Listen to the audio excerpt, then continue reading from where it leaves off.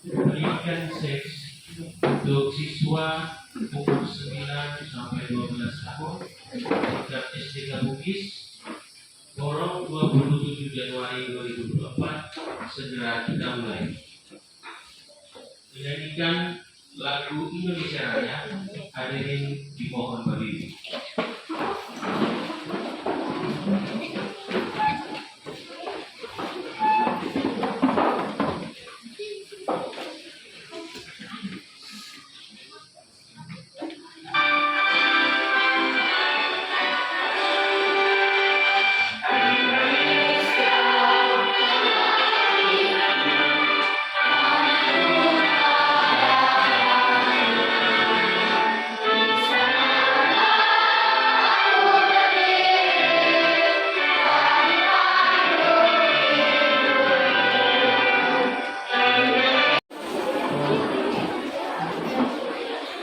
Sambutan Bapak Kepala Sekolah SDK Bugis 1 Porong sekaligus membuka kegiatan ini secara resmi. Para Bapak kami persilakan. Baik, terima kasih. Yang saya hormati Ibu Yeni selaku pemateri, Ibu Yuli, Ibu Susan,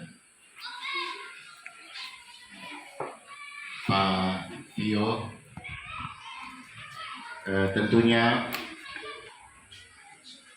pertama-tama kita menyampaikan puji dan syukur kepada Tuhan Yang Maha Kuasa oleh karena bimbingan dan penyertanya sehingga pada hari ini kita kembali lagi di ruangan ini, dan secara khusus kita ingin melaksanakan satu hal penting yang terkait dengan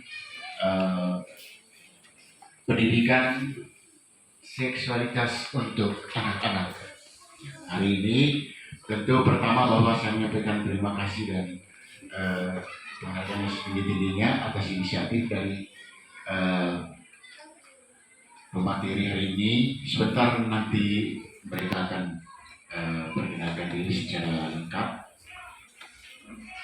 Saya hanya satu saja untuk perkenalkan. Yang di sebelah sana itu saya mohon izin Ibu Susan berdiri sedikit. Iya, ini adalah alumni SDK Bugis dan sekarang sudah jadi guru. Ya, tepuk tangan untuk saya. Alumni SDK Bugis. Terima kasih. Nanti kedua pemateri sebentar mereka sendiri yang secara lengkapnya. Kalau saya sebut nanti saya akan nanti saya salah. Oke, terima kasih ya. Anak-anak sekalian lihat itu sebuah support untuk kalian ya.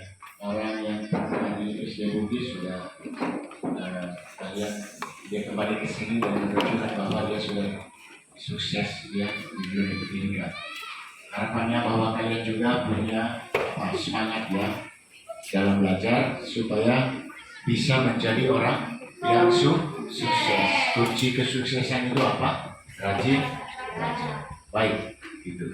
Terima kasih. Dan hari ini saya minta supaya kalian semua yang hadir ini, ya,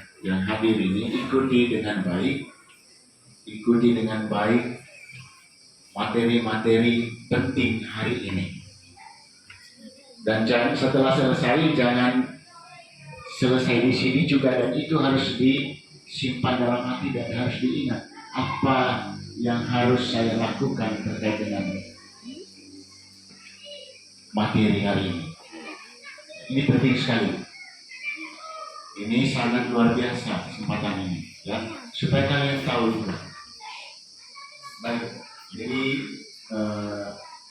demikian juga terima kasih untuk Bapak Ibu guru yang sudah mensupport Opio, sudah selalu setia mendampingi kita di Bugis dalam kegiatan. Semoga hari ini kegiatan ini dapat berjalan dengan baik dan ikuti sepenuhnya. Ya, ikuti sepenuhnya. Anak-anak jangan bertanya apa. Nanti kalau ada hal-hal yang penting sebentar ada diskusinya ya. Seri tanya jawab apa segala macam. Tanya saja kepada pemateri sebentar. Saya kira hanya itu saja yang saya mau sampaikan pada saat ini. Sekali lagi terima kasih banyak kepada Ibu Yeni, Ibu Yuli, Ibu Susan yang berkenan hadir pada kesempatan ini. Di tempat lain kemarin sudah dilaksanakan di Peon. Kita yang kedua ya. Memang sudah lama rencananya buat kegiatan ini, tapi karena kita selama ini banyak sekali kegiatan-kegiatan sehingga barulah ada waktunya hari ini. Mungkin nanti dari sini ke tempat lain juga di sekolah-sekolah. Baik, saya kira itu saja yang saya sampaikan pada kesempatan ini, dan dari tempat ini saya menyampaikan bahwa waktu seluas-luasnya sebentar akan diatur oleh pemateri. Dan mohon izin dari kita semua dan mohon berkat Tuhan, kegiatan hari ini mari kita buka dengan resmi. Ya, dan terima kasih.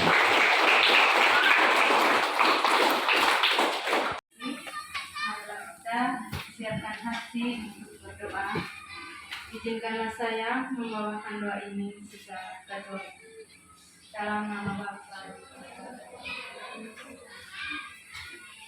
Allah Bapa kami yang surga. Dengan syukur kami mengaturkan kepada-Mu atas segala berkat dan penyertaan-Mu, sehingga kami pada pagi hari ini dapat berkumpul bersama.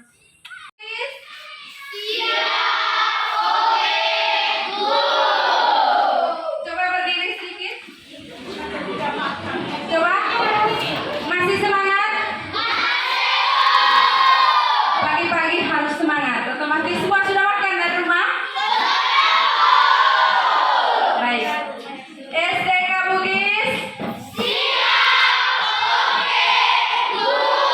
Ini betul badannya. Coba sekali lagi. SDK Bugis.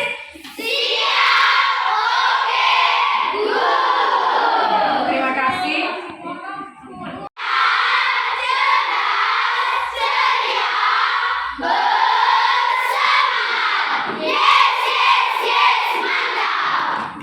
Ya, SDK Bugis.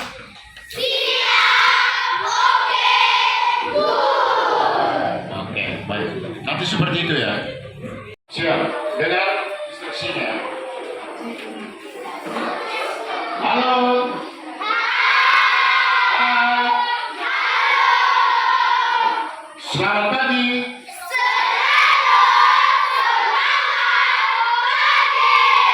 Apa kabar?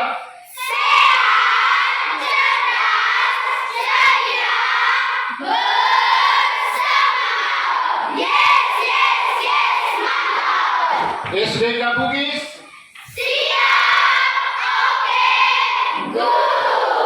Iya, terima kasih.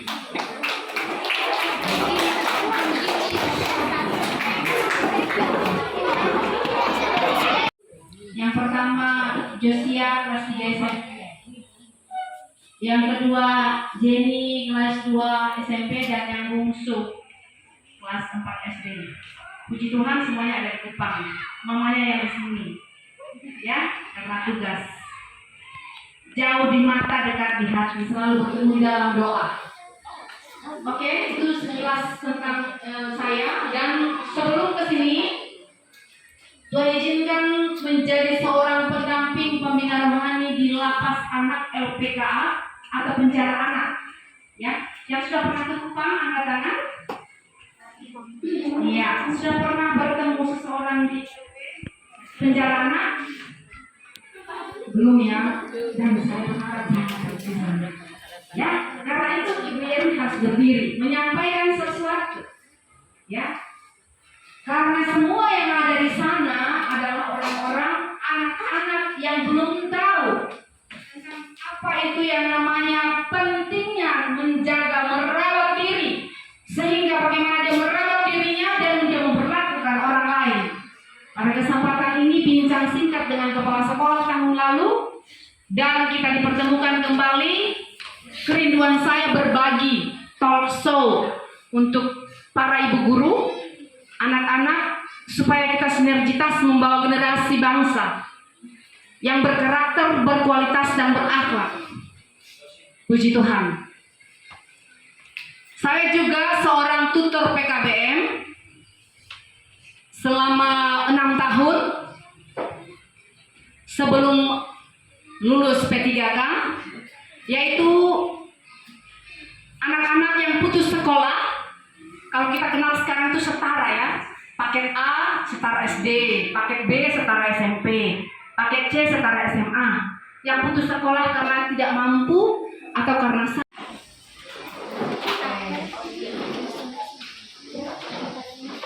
pastikan tidak ada yang menulis dan juga duduk, kecuali Bapak Ibu guru ya. Oke, silakan please. Silakan duduk. Ada yang cacat atau ada yang pincang? Ternyata tidak lengkap semua ya. Puji Tuhan. Kita adalah ciptaan yang mulia. Allah menciptakan kita dengan begitu luar biasa, berbeda dengan ciptaan yang lain. Karena apa? Ada tujuan Tuhan untuk memuliakan Tuhan. Adik-adik, ketika kita lahir, ada yang di rumah sakit, puskesmas, ada yang di rumah, ada di kandang bina, kok? Ada? Yang dilahirkan di kandang bina siapa? Siapa? Saya ini memang tukang keringat. Kalau kemarin saya di sana, wah kipasnya langsung sorot, jadi nyaman menyampaikan materinya. Dan saya juga bawa. Pahami, kalau dulunya kita harus diasuh oleh ibu, oleh keluarga. Tapi ketika sekarang kita sudah kelas 3, kelas 2, sudah cebok sendiri, apalagi makan sendiri, dan juga punya keinginan sendiri, itu namanya ada hal-hal yang berubah dalam diri kita. Dan sekarang sudah kelas 5 dan kelas 6, normalnya itu ada ketertarikan dan memperhatikan sesama yang tentunya itu ada, oh iya, kalau dia pakai baju misalnya, ini dia jenis terjadi secara alami sejak usia anak memasuki masa pubertas. Yang usia 9 tahun angkat tangan. 9 tahun, 10, 11, 12. Oke, memang normalnya demikian. Sudah mulai memperhatikan teman, rambutnya panjang, aduh, terus apa lagi? Sudah mulai melihat teman, oh iya ada keinginan untuk memperhatikan orang lain, itu normal. Kemudian ada beberapa dimensi yang kita harus lihat. Ketika kita terlahir, maka ada identitas yang terpatri dalam diri kita. Ketika lahir di rumah sakit atau puskesmas, pasti tentunya ibu bidan menyampaikan anak ibu berjenis kelamin laki-laki,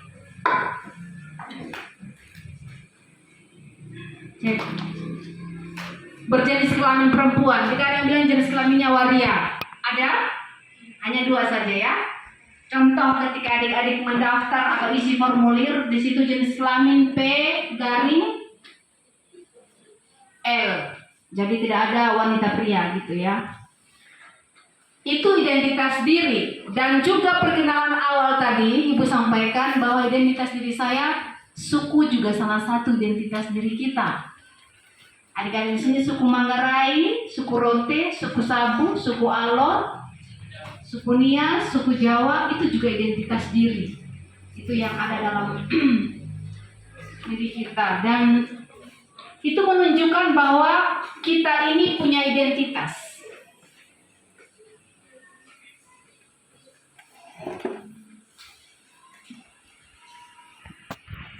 Selanjutnya,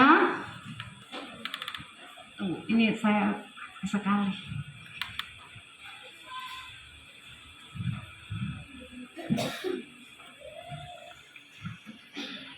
Saya ajak tepuk dulu ya, tepuk semangat ya. Saya melihat adik-adik sedikit agak berbeda.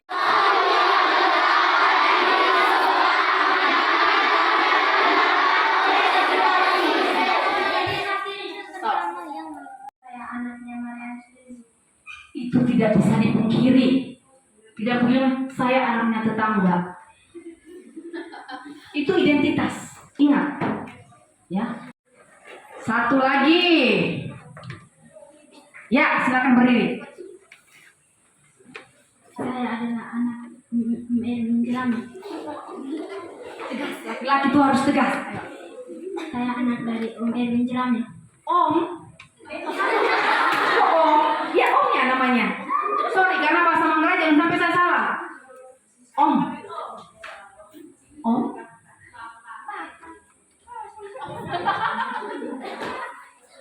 Saya dari anak Bapak Erwin. Ya, bagus. Aduh, sayang betul. Duduk. Ingat. Ya, jangan sampai bilang saya anaknya Tante Yerni. Wah. Saya anaknya Bapak Daud misalnya begitu. Tidak bisa dipungkiri. Jadi, adik-adik, saya mau kasih tahu. Identitas diri itu ketika kita lahir di bumi ini, jenis kelamin identitas diri. Terus apa? Suku. Saya lahir dari suku Manggarai. Saya terlahir dari suku Nias. Saya terlahir dari suku Rote. Tidak bisa dipungkiri. Kemanapun kakak pergi, kemanapun adik-adik pergi, identitas itu melekat dalam diri kita.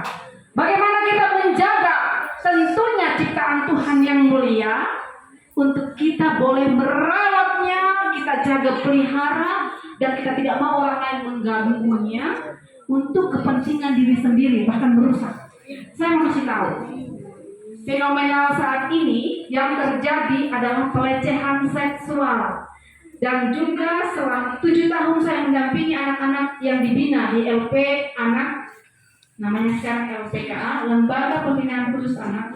Rata-rata semuanya itu 90% asusila, hanya 1%-nya itu mencuri, kasus pencurian dengan kasus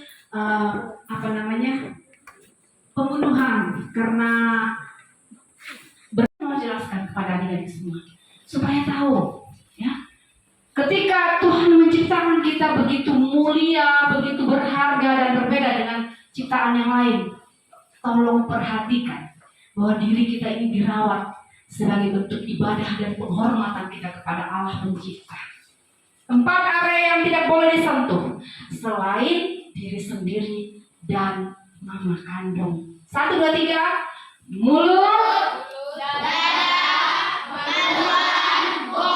jangan tunjuk kemaluan teman, kemaluan tidak ya? Oke, punya sendiri. Nah, itu privasi. Sekali lagi, ibu harus pastikan supaya jangan lanjut materinya. 4 area yang boleh disentuh selain diri dan mama kandung. 1, 2, 3. Mulut, yang kedua, sikap yang dilakukan ketika orang asing. Orang asing itu siapa? Oke, yang tidak dikenal. Orang terdekat. Orang terdekat kalau di keluarga siapa? Bapak, abang, kakak, paman, bibi, kakek, nenek, adik. Nah, itu orang lain terdekat ya. Ketika orang asing dan orang terdekat mengganggu 4 privasi area yang harus kita jaga, itu yang dilakukan yang pertama, berteriak, melawan, berlari, dan menceritakan kepada orang tua, orang yang dipercaya, orang yang dewasa, atau guru. Paham? Paham. Baru-baru tahun lalu dan fenomenal di awal tahun ini, ada seorang anak yang mengalami pelecehan seksual sudah 4 tahun dan viral di Surabaya dan sudah diciduk. Siapa yang melecehkan dia? Itu anak kandung itu. Papa kandungnya, kakak kandungnya, pamannya 2 orang. Itu memang biadab yang luar biasa. Saya mau kasih adik-adik. Itu viral di awal tahun ini. Bapak kandungnya, kenapa? Karena mamanya sakit stroke. Nah, kalau kita bilang justru selama ini, oh iya karena ayah tirinya melecehkan dia, itu anak usia 9 tahun, sekarang sudah usia 8 tahun, sekarang sudah usia 12 tahun. Takut diancam dan dibunuh. Seorang predator anak, itu predator itu orang-orang yang tertarik dan kepada anak-anak. Dia mau lihat, ini cakep-cakep semua nih. Maka modusnya satu, dia bujuk kita, mungkin memberikan handphone, uang jajan, dan dia mengajak ke kamar atau berduaan. Setelah dia melancarkan aksinya, aksi bejatnya, jangan kau ceritakan sama guru, Jangan kau ceritakan sama orang tua, nanti kau bunuh. Malah baru-baru kasus yang di ND, kampung ND, di pondok pesantren. Kalau kau ceritakan orang tua saya santet, nanti mereka mati di kolong bongkok. Anak tersebut saya sudah ketemu, ya, yang menjadi korban. Saya mau ceritakan lagi, jangan takut. Di sini ada PPA, ya, perlindungan perempuan. Kalau di kota Borong lagi santer-santernya itu tentang pelecehan seksual yang dilakukan oleh orang terdekat. Hati saya teriris-iris ketika November terjadi lagi. Itu yang seharusnya jadi panutan gurunya, tetapi harus melecehkan anaknya, anak didiknya selama 4 bulan itu dan baru terungkap. Ini bukan jauh-jauh, dekat. Dan mungkin ibu-ibu tahu. Sementara diproses di Polres. Dan itu saya kenal baik orangnya. Hati ini begitu mendidih sekali, Tuhan tolong. Saya pahami, tapi saya beri ruang untuk berbagi kepada anak-anak didik, anak-anak Tuhan di tempat ini. Saya mau semuanya berhasil. Tidak ada yang menjadi korban. Bahkan di tempat ini, di SDK Bugis ini, menjadi orang-orang hebat nantinya. Orang nomor 1. Orang nomor 1 di Kota Borong siapa? Orang nomor 1 di Kota Borong siapa? Siapa nak? Bupati? Bupati Manggarai Timur. Bupati Manggarai Timur. Ada yang lain? Oh, gampangnya. Orang nomor 1 di SDK Bugis 1 Borong. Kita panggil satu namanya siapa? Bapak siapa? Kita panggil sudah 3. Pak Edu. Iya, Pak Edu lagi di luar. Nah, iya Pak Edu. Nah, jadi artinya bahwa di dalam proses kita Pak Edu datang. Orang nomor 1 di SDK Bugis 1 Borong siapa namanya? Nama Pak Edu 1, 2, 3. Terima kasih. Terima kasih. Bapak, saya percaya setelah beberapa tahun ke depan, Bapak akan menyelesaikan dalam masa purna bakti. Ada generasi bangsa di sini yang luar biasa. Jadi makanya saya mau memberitahukan kepada kalian semua sebelum kita masuk ke materi yang lebih dalam lainnya. Kita pulang sudah, oh? Jadi itu materi yang ada. Sekarang saya tanya jawab. Gunakan yang baik sehingga adik-adik boleh mendapatkan pelajaran yang baik di sini. Oke, saya termin pertama 3 orang dulu. Silakan berdiri, bertanya. Ibu tampung nanti ibu jawabnya. Anak perempuan dulu ya. Silakan.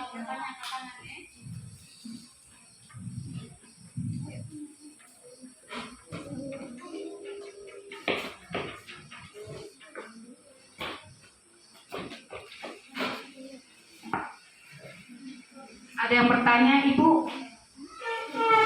Saya mau ke Kupang. Mau melihat itu lembaga penjara anak-anak. Ada? Tidak ya? Hal-hal baru yang kalian saat hari ini tidak bisa kalian bawa pulang, kalian resapi, dan ingat apa yang sudah disampaikan tadi harus berdampak positif untuk masa depan kamu. Setuju ya? Setuju. Setuju?